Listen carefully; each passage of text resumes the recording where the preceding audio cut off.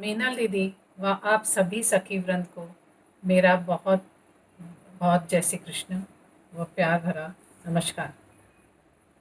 मीनल दीदी ने लगभग पूरे 1 साल से हमें अध्यात्म की इस अविरल धारा से जोड़ के रखा है और मैं अनीता जी व उन्हें बहुत बहुत बधाई देना चाहती हूँ यह फेसबुक पेज शुरू करने के लिए जिसने जिसके द्वारा हम एक दूसरे से और भी कनेक्टेड रह सकते हैं व अपने मन की बात एक दूसरे से शेयर कर सकते हैं।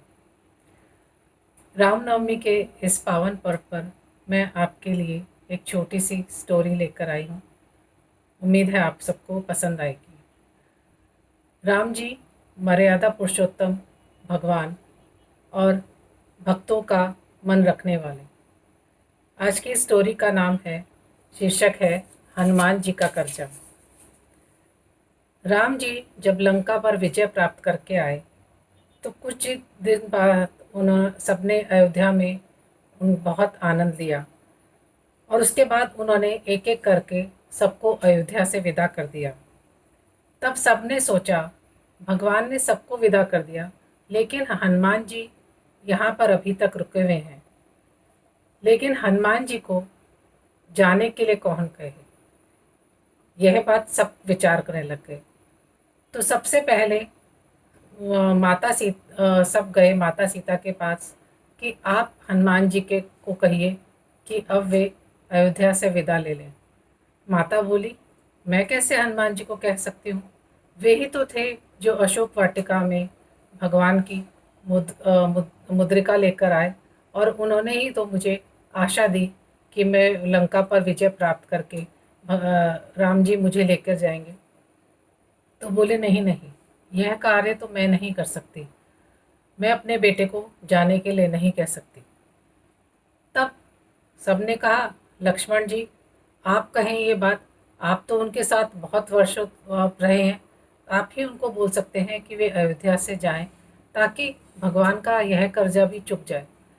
लेकिन लक्ष्मण जी बोले, नहीं नहीं, हनुमान जी का उपकार तो इतना बड़ा है, मैं उन्हें कैसे कहूँ, वे ही तो रणभूमि में संजीवनी लेकर आए और उन्होंने मेरे प्राण बचाए। आज जो लक्ष्मण आपके सामने खड़ा है, यह उन्हीं के कारण है खड़ा है। मैं तो हनुमान जी को नहीं कह सकता कि वे अयोध्या से चले जाएं। उसके बाद भरत जी को बोला गया कि आप तो कह सकते हैं। भरत जी बोले, नहीं नहीं, मैं तो नंदीग्राम में चिता में जलने की तैयारी कर चुका था। उस समय हनुमान जी आए और उन्होंने ही मुझे राम जी के आने की सूचना दी, वरना मैं तो भस्म हो जाता। मैं उन्हें कैसे कहूँ कि वे यहाँ से चले जाएं। अब सब लोग शत्रुघ्न जी को देखने लगे। शत्रुघ्न जी बोले, मैं तो अभी तक कभी कुछ बोला ही नहीं, तो अब मैं किस लिए बोलूं।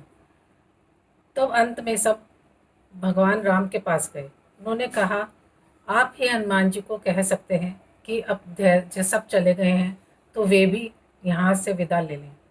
लेकिन राम जी बोले, उनका उपकार तो इतना बड़ा है कि मैं किसी भी जन्मों तक उनका उपकार नहीं चुका सकता, तो मैं उन्हें कैसे जाने के लिए कहूँ। तब सीता जी बोली कि आप तो तीनों लोकों के स्वामी हैं, आपको क्या संकोच है कि आप हनुमान को जाने के लिए नहीं कह सकते। राम जी ने कहा कि हनुमान जी का उपकार तो मैं कैसे भी नहीं चुका सकता, फिर भी आप कहती हैं तो कल राज्यसभा में हम उनसे यह बात करते हैं। अगले दिन राज्यसभा में हनुमान जी आए, उनको बुलाया गया और राम जी ने उन्हें बड़े प्रेम से कहा, हनुमान आपने बहुत समय तक मेरा साथ दिया, तो अब आप अयोध्या अपने अपने अपने देश को लौट जाएं। तो उसके लिए लेकिन आपने मेरी उतना सेवा की है तो मैं आपको कुछ देना चाहता हूँ। मैंने सभी को कोई ना कोई पद दिया है, विभीषण को लंका का राजपद, अंगद को युवराज पद, तो आप भी कोई पद मांग लें।